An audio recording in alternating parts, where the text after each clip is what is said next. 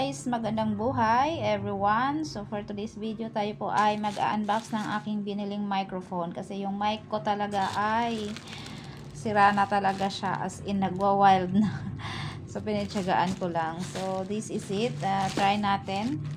Ito ay mura lang din naman pero I hope na maganda yung tunog niya. Maganda naman yung review. So binili ko siya sa online. Syempre sa Black Apps.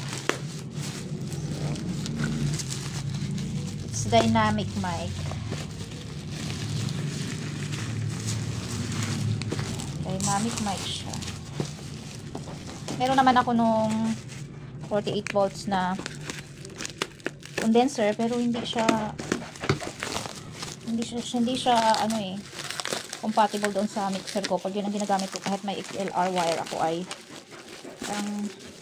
basta hindi ako comfortable gamitin. So yung ginagamit ko is dynamic mic na platinum na matagal na, sobrang tagal na yung mic na yun. Mic pa yun sa aming malaking video okay. Yung video okay ay nasa Bicol na. So yung mic natira na sa akin. So yun yung ginagamit ko and nagwa-wild na siya, nag-iingay. So ito yung binili ko. Shure Beta 99S. Walang alam kung talaga kung sure na sure ba siya. Mo. So ayan siya guys, at ang ganda ng ng kanyang wire ay 5 meters, so pang video okay talaga. Do sa naman ay hindi kailangan ng mahaba.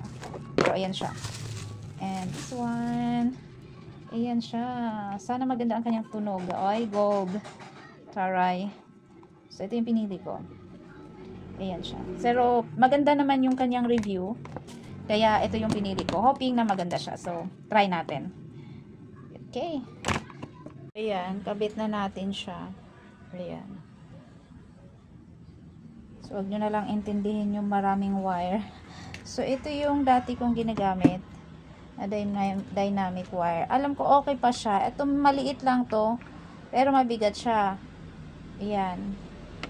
Mabigat to. Kasi ginagamit to namin dati sa malaking video okay. Yan, pero alam ko wire lang ata yung sira nito. Ito mabigat siya. Maliit lang compare dito. Ayan siya, maliit siya. Kaya mo ukupas na siya. Tagal na to, ilang taon na to. Sobrang tagal na nito. Maliit lang siya compare dito sa binili ko ngayon. Ayan siya.